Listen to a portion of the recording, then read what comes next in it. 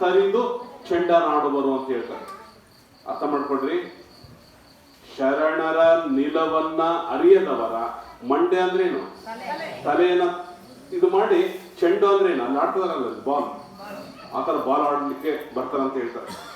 ಹಂಗಾಗಿ ಬರೀ ಕತ್ಲಲ್ಲಿ ಕೂತ್ಕೊಂಡ್ಬಿಟ್ಟು ಬಸವ ಬಸವ ಕತ್ಲಲ್ಲಿ ಕೂತ್ಕೊಂಡು ಬೆಳಕು ಬೆಳಕು ಬೆಳಕು ಅಂದ್ರೆ ಬೆಳಕು ಬರಂಗಿಲ್ಲ. ಹಂಗಾಗಿ ಬರೀ ಬಸವ ಬಸವ ಬಸವ ಬಸವ ಅಂದ್ರೆ ಬಸವ ಬರಲ್ಲ ಅಂತ ಹೇಳ್ತಾರೆ. ಬಸವನ ನಿಜ ಸ್ವರೂಪವನ್ನ ತಿಳಿದು ಬಸವ ಅನ್ಬೇಕು ಅಂತ ಹೇಳ್ತಾರೆ. ಬಸವ ಅಂದ್ರೆ ಮಹಾ ಪರಾತ್ಪರ ವಸ್ತು. ಅದು ಬಸವನೆಂದಡೆ ಪಾಪ ಕೆಟ್ಟು ಹೊಡುವುದು. ಬಸವನ ಪಾದವ ನಂಬಿದ ಭಕ್ತರು ಅಸನಾದರಯ್ಯ ಸರ್ವಜ್ಞ. ಬೆಟ್ಟದಿನಿತ ಅಪರಾಧವನ್ನು ಒಂದು ಬೊಟ್ಟಿನಲ್ಲಿ ನಾವು ಏನೇ ಕರ್ಮ ಮಾಡಿದ್ರು, ಏನೇ ಪಾಪ ಮಾಡಿದ್ರು, ಆ ಬಸವ ಮಹಾಗುರುವಿನ ಕೃಪೆ ಇದ್ರೆ ಡಿಲೀಟ್ ಡಿಲೀಟ್ ಡಿಲೀಟ್. ಬಸವಂ ಪ್ರಣವಾಕಾರಂ. ಪ್ರಣವ ಅಂದ್ರೆ ಏನು? ಪ್ರಣವದ ವರ್ಡ್ ಹೇಳ್ರಿ ನೋಡೋಣ. ಮತ್ತೆ ಓಂ ನಮ ಶಿವಾಯ. ಈ ಸೃಷ್ಟಿಗೆ ಮೂಲ ಇವೆಲ್ಲ. ಈ ಸೃಷ್ಟಿಗೆ ಆ ಬಯಲಿಂದ ಬಂದಿದ್ದು ಪ್ರಣವ, ಆ ಪ್ರಣವದಿಂದ ಬಂದಿದ್ದು ಬಸವ, ಬಸವನಿಂದ ಬಂದಿದ್ದು ಅನಂತ ಸಚರಾಚರವೆಲ್ಲ. ಹಂಗೆ ಎಲ್ಲರದು ನಾಮ ಪ್ರಣವ ಆಗಿಲ್ಲ, ಬಸವಂ ಪ್ರಣವಾಕಾರ. ಅಂತಹ ಮಹಾಗುರು ಬಸವಣ್ಣನವರ ನಿಜದ ನೆಲೆಯನ್ನು ತಿಳ್ಕೋಬೇಕು. ಅಲ್ಲಿ ಅನುಭವ ಮಂಟಪದಲ್ಲಿ ಏನೇನು ಆಯಿತು ಅನ್ನೋದನ್ನು ಬೇಕಾದ್ರೆ ಸ್ವಲ್ಪ ಟೈಮ್ ಸಿಕ್ಕರೆ ನಿಮಗೆ ತಿಳಿಸ್ತೇನೆ. ದಯಮಾಡಿ ಸ್ವಲ್ಪ ಟೈಮ್ ಆದರೂ ಸಹ ನೀವು ಬೇಕಾದ್ರೆ ಪ್ರಶ್ನೆಗಳನ್ನು ಕೇಳ್ರಿ, ಚಿಂತನೆ ಮಾಡೋಣ.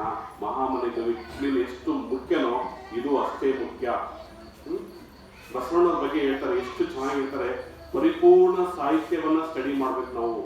ಅದಕ್ಕೆ ಹೇಳ್ತೀನಿ, ಪದೇ ಪದೇ ನಿಮ್ಗೆ ಯಾಕೆ ಹೇಳ್ತೀನಿ, ನಿಮಗೆಲ್ಲ ಉಪಜೀವನದ ವಿದ್ಯೆ, ಒಂದು BE MBBS ಅಥವಾ ಒಂದು ಏನೇ ಒಂದು ವಿದ್ಯೆ ಕಲಿಬೇಕಾದ್ರೆ ಎಷ್ಟು ಕಷ್ಟಪಡ್ತೀರಲ್ವಾ, ಎಷ್ಟು ವರ್ಷ ಶ್ರಮ, ಎಷ್ಟು ಹಣ. ಅದು ಯಾವ ವಿದ್ಯೆ? ಅದು ಮತ್ತೆ ಉಪಜೀವನ ವಿದ್ಯೆ. ಇನ್ನು ಜೀವನದ ವಿದ್ಯೆ ಇದು ಯಾವುದು? ಅಧ್ಯಾತ್ಮ. ಆತ್ಮನ ಆದಿ ಮತ್ತೆ ಅಂತ್ಯವನ್ನು ತಿಳಿಯೋದು ಅಧ್ಯಾತ್ಮ, ಪರಮಾರ್ಥ. ಅದನ್ನು ಎಷ್ಟು ಕಷ್ಟಪಡ್ಬೇಕು ನಾವು, ಎಳೆ ಎಳೆಯಾಗಿ ತಿಳ್ಕೋಬೇಕು. ಸುರಿದ ಬಾಳೆಹಣ್ಣಿನೋಪಾದಿಯಲ್ಲಿ ಶರಣರು ಲೀಲೆ ಮಾಡಿ ಬರ್ದಿಟ್ಟು ಹೋಗಿದ್ದಾರೆ. ನಾವು ತಿಳ್ಕೊಂಡ್ರೆ ಖಂಡಿತವಾಗಿ ನಮ್ಗೆ ಶಿಕ್ಷೆ ಆಗುತ್ತೆ. ದಯಮಾಡಿ ಸರಿಯಾಗಿ ತಿಳ್ಕೊಳ್ಳೋಣ. ಅವ್ರು ಹೇಳ್ತಾರೆ, ಕರಿಯ ನಿತ್ತಡೆ ಒಲ್ಲೆ, ಸಿರಿಯ ನಿತ್ತಡೆ ಒಲ್ಲೆ, ಹಿರಿದಪ್ಪ ರಾಜ್ಯವ ನಿತ್ತಡೆ ಒಲ್ಲೆ. ನಿಮ್ಮ ಶರಣರ ಸುಳ್ಳುಡಿಯ ಒಂದು ಅರೆಗಳಿಗೆ ಇರ್ತಡೆ ಅಷ್ಟು ಪವರ್ಫುಲ್. ಒಂದು ತಾಸಿನಲ್ಲಿ ಬೇಕಾದ್ರೆ ಏನ್ ಬೇಕಾದ್ರೆ ತಿಳಿಸ್ಬಿಡ್ಬೋದು. ಹಂಗಾಗಿ ಅಂತಹ ಅತ್ಯಂತ ಮಹತ್ವವಾದಂತಹ ಅನುಭವದ ನುಡಿಗಳನ್ನ, ಅವರ ನುಡಿಗಳನ್ನ ನಾವೆಲ್ಲ ಚಿಂತನೆ ಮಾಡೋಣ. ಎಲ್ಲರಿಗೂ ಪ್ರಶ್ನೆ ಕೇಳಲಿಕ್ಕೆ ಅವಕಾಶ ಇರುತ್ತೆ. ಫಸ್ಟ್ ನೋಡೋಣ.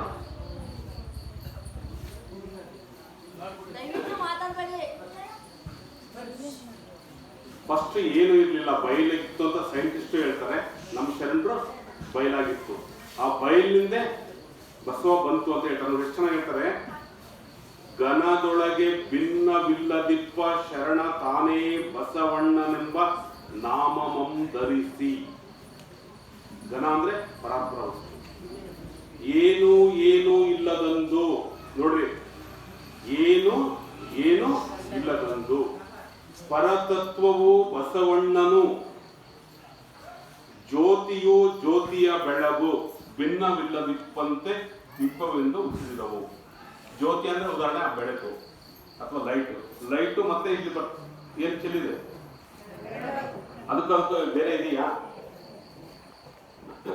ಪರಶಿವನು ಬಸವಣ್ಣನು 52 ಅಕ್ಷರಗಳು ವೇದಾಂತ ಸಿದ್ಧಾಂತಗಳು ಇಲ್ಲದಂದು ಸೂರ್ಯನು ಸೂರ್ಯನ ಕಿರಣಗಳು ಭಿನ್ನವಿಲ್ಲದಿಪ್ಪಂತೆ. ಸೂರ್ಯ ಎಷ್ಟು ಕಿಲೋಮೀಟರ್ ದೂರ ಇದೆ ಹೇಳ್ರಿ? ಎಷ್ಟು? ಸುಮಾರು 15 ಕೋಟಿ ಕಿಲೋಮೀಟರ್ ಸೂರ್ಯನಿಗೂ ಮತ್ತೆ ನಮ್ಮ ಭೂಮಿಗೂ ಇರುವ ಅಂತರ. ಆ ರೇಸ್ ಇಲ್ಲಿ ಬೆಳಗುತ್ತಾ ಇಲ್ಲ, ಡಿಫ್ರೆಂಟ್ ಇದೆಯಾ? ಅಂದ್ರೆ ಅಲ್ಲಿ ತಾನೇ, ಅದರಿಂದ ತಾನೇ ಬಂದಿರೋದು, ಲಿಂಕ್ಸ್ ಇದೆ ತಾನೇ. ಸೂರ್ಯನಿಗೂ ಸೂರ್ಯನ ಕಿರಣವು ಭಿನ್ನವಿಲ್ಲದಿಪ್ಪಂತೆ, ರತ್ನದ ಕಿರಣವು ಭಿನ್ನವಿಲ್ಲದಿಪ್ಪಂತೆ. ರತ್ನ ನೋಡಿದ್ರೆ ನೀವೆಲ್ಲ ನೋಡಿರಾ? ಅದು ಲೈಟ್ ಇರುತ್ತಂತ ರಕ್ತಕ್ಕೆ, ಅದು ಹಾವಿನ ಇದರಲ್ಲಿ ಇರುತ್ತೆ, ಪ್ರಣಾಮಣಿ ಅಂತ ಹೇಳ್ತಾರೆ ಅದಕ್ಕೆ. ಹಾವು ಏನ್ ಮಾಡುತ್ತೆ, ನೈಟು ಅದ್ರ ಬೆಳಕಿನಲ್ಲಿ ಅದು ಇದು ಮಾಡ್ತಿರ್ತದೆ, ನಾವು ನೋಡಿಲ್ಲ ಅದೆಲ್ಲ, ಲೈಟ್ಸ್ ಇರ್ತದೆ. ನಯನದ ಬಿಳಿ ಆಲಿಯು ಕರಿಯಾಲಿಯು ಭಿನ್ನವಿಲ್ಲದಿಪ್ಪಂತೆ, ಇಪ್ಪವೆಂದರಿದು ಸಮಸ್ತ ಭಕ್ತ ಮಹೇಶ್ವರರು ಲಿಂಗದ ಪೀಠವು ಭಿನ್ನವಿಲ್ಲದಿಪ್ಪಂತೆ, ದೇಹವು ನೆಳಲು ಭಿನ್ನವಿಲ್ಲದಿಪ್ಪಂತೆ. ನೆಳಲು ಗೊತ್ತಲ್ಲ, ನಾವು ಎಲ್ಲೆಲ್ಲಿ ಹೋಗ್ತೀವ ಹಂಗೆ ಬರ್ತಾನೆ ಇರುತ್ತೆ. ವೃಕ್ಷವು ಬೀಜವು ಭಿನ್ನವಿಲ್ಲದಿಪ್ಪಂತೆ. ಹೇಳ್ರಿ ನೋಡೋಣ, ವೃಕ್ಷವು ಮತ್ತೆ ಬೀಜ ಮೊದಲ ವೃಕ್ಷ ಮೊದಲ?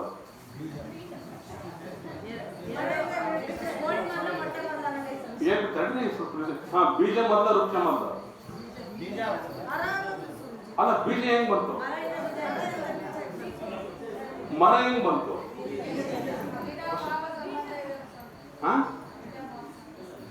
ಅವಿನಾಭಾವ ಸಂಬಂಧ. ಆಮೇಲೆ ಆ ಬೀಜ ಅಳ್ದಾದ್ಮೇಲೆ, ಬೀಜ ಅಳ್ದೋಗಿ ಮತ್ತೆ ಮರ ಆಗಿರುತ್ತೆ. ಆಮೇಲೆ ಮತ್ತೆ ಅದೇ ಬೀಜ ಎಲ್ಲಿ ಉತ್ಪಾದನೆ ಆಗುತ್ತೆ, ಹಣ್ಣಾಗಿ ಕಾಯಾಗಿ ಹೂವಾಗಿ ಎಲ್ಲ ಇದಾದ್ಮೇಲೆ ಮತ್ತೆ ಅದ್ರಲ್ಲಿ ಭಿನ್ನವಿಲ್ಲದಿಪ್ಪಂತೆ. ಪುಷ್ಪವು ಪುಷ್ಪದ ಗಂಧವು ಭಿನ್ನವಿಲ್ಲದಿಪ್ಪಂತೆ. ಕೆಲವು ಪುಷ್ಪಗಳು ಎಷ್ಟು ಸ್ಮೆಲ್ ಇರ್ತಾವ ಗೊತ್ತಾ? ಯಾವ ಉದಾಹರಣೆ? ಮಲ್ಲಿಗೆ. ಹಾ, ಹಂಗೆ ಭಿನ್ನವಿಲ್ಲದಿಪ್ಪಂತೆ ಪರಶಿವ ತತ್ವವು ಪರಮ ಬಸವಣ್ಣನು ಭಿನ್ನವಿಲ್ಲದಿರ್ಪವೆಂದರಿಬುದು ಸರ್ವಜನಗಳು. ಯಾರ್ಯಾರು? ಪರಶಿವ ತತ್ವವು ಯಾರು? ಮತ್ತೆ ಬಸವಣ್ಣ. ಪರಾತ್ಪರ ವಸ್ತು ಯಾರು? ಬಸವಣ್ಣ. ಅದಕ್ಕೆ ವಚನ ಕೊಡ್ತಾರೆ ನೋಡಿ, ಎಷ್ಟು ಚೆನ್ನಾಗಿ ಕೊಡ್ತಾರೆ. ಇಷ್ಟು ವಿವರಣೆ ಕೊಟ್ಬಿಟ್ಟು ವಚನ ಕೊಡ್ತಾರೆ. ಆದಿ ಆಧಾರವಿಲ್ಲದಂದು, ಅಮ್ಮು ಬೀಮ್ಮುಗಳಿಲ್ಲದಂದು, ಸುರಾಳ ನಿರಾಳವಿಲ್ಲದಂದು, ಸಚರಾಚರವೆಲ್ಲ ರಚನೆಗೆ ಬಾರದಂದು, ಗುಹೇಶ್ವರ ನಿಮ್ಮ ಶರಣ ನುದಯಿಸಿದನು ಅಂದು. ಇದಕ್ಕೇನು ಡೆಫಿನೇಷನ್ ಕೊಡ್ತೀರಪ್ಪ? ಶರಣ ಅಂದ್ರೆ ಯಾರು? ಅವ್ರು ಹೇಳ್ತಾರೆ ಸಚರಾಚರವೆಲ್ಲ ರಚನೆಗೆ ಬಾರದಂದು ಅಂತ ಹೇಳ್ತಾರೆ. ಡೆಫಿನೇಷನ್ ಏನೇನು ಮತ್ತೆ ಬಸವಣ್ಣವ್ರ ಡೆಫಿನೇಷನ್ ಏನು? 12ನೇ ಶತಮಾನ ಅಷ್ಟೇ ಸ್ಟ್ರಕ್ ಆದ್ರೆ ABCD ಗೊತ್ತಿಲ್ಲ ಅಂತ ಅರ್ಥ. ವಚನ ಅದಕ್ಕೆ ಅಧ್ಯಯನ ಮಾಡ್ಬೇಕು ನಾವೆಲ್ಲ ಅಂತೀವಿ.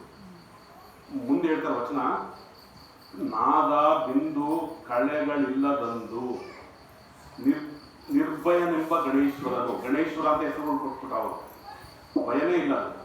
ಯಾವುದು? ನಾದ ಇಲ್ಲ, ಬಿಂದು ಇಲ್ಲ, ಕಳೆಯಿಲ್ಲ, ಅವರು ನಿರ್ಭಯನೆಂಬ ಗಣೇಶ್ವರ. ಯಾರು? ಬಸವಣ್ಣ. ಉತ್ಪತ್ತಿ ಸ್ಥಿತಿ ಲಯಗಳಿಲ್ಲದಂದು ಅಕ್ಷಯನೆಂಬ ಗಣೇಶ್ವರನು. ಕ್ಷಯ ಅಂದ್ರೆ ನಾಶ, ಅಕ್ಷಯ ಅಂದ್ರೆ ನಾಶವಿಲ್ಲದೆ. ನೋಡ್ರಿ, ಉತ್ಪತ್ತಿ ಸ್ಥಿತಿ ಲಯಗಳಿಲ್ಲದೆಂದು ಅಕ್ಷಯನೆಂಬ ಗಣೇಶ್ವರನು. ಏನು ಇದನ್ನು ಹೇಳ್ತಾರೆ. ಓದು ವೇದಗಳು ಮೂದೇವರ ಮುನಿಗಳಿಲ್ಲದಂದು ಊರ್ಧ್ವಮುಖನೆಂಬ ಗಣೇಶ್ವರನು. ಗುಹೇಶ್ವರ ಲಿಂಗವಿಲ್ಲದಂದು. ಪಾಯಿಂಟ್ಸ್ ನೋಡಿ ಹೆಂಗಿದೆ. ಯಾವ ಲಿಂಗ ಅಂದ್ರೆ ಯಾವುದು? ನಾವು ಏನು ಅನಂತ ಕೋಟಿ ಬ್ರಹ್ಮಾಂಡಗಳು ಯಾವುದರಿಂದ ಹೊರಹೊಮ್ಮಿ ಯಾವುದರಲ್ಲಿ ಲೀಲೆಯಾಡಿ ಯಾವುದರಲ್ಲಿ ಲಯವಾಗುತ್ತೋ ಆ ಮಹಾಲಿಂಗ ಇಲ್ಲದಂದು. ಪಾಯಿಂಟ್ಸ್ ನೋಡಿ, ಅರ್ಥ ಮಾಡ್ಕೊಡ್ರಿ. ಲಿಂಗವಿಲ್ಲದಂದು ತಾನು ನಿರ್ಮಾಯನೆಂಬ ಗಣೇಶ್ವರನು. ಅಂದಂದಿಂಗೆ ಎಳೆಯ ನೀನು.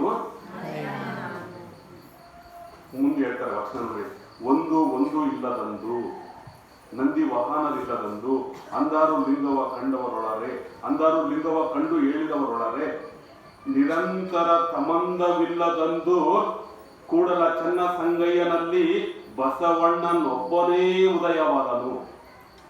ಏನ್ ಕಾಣಿಸ್ತಪ್ಪ ಇದು? ಯಾರು ಉದಯವಾದ್ರು? ಎಲ್ಲಿಂದ ಉದಯವಾದ್ರು? ಎಲ್ಲಿಂದ ಉದಯವಾದ್ರು? ಆ ಬಯಲಿಂದ. ಅದು ಬಸವ ಅಂದ್ರೂ ಅದು ಬಯಲೆ. ನೋಡ್ರಿ, ಲಿಂಗ ಇಲ್ಲ, ಗುರು ಇಲ್ಲ, ಸೃಷ್ಟಿ ಇಲ್ಲ, ಜಗತ್ತು ಇಲ್ಲ,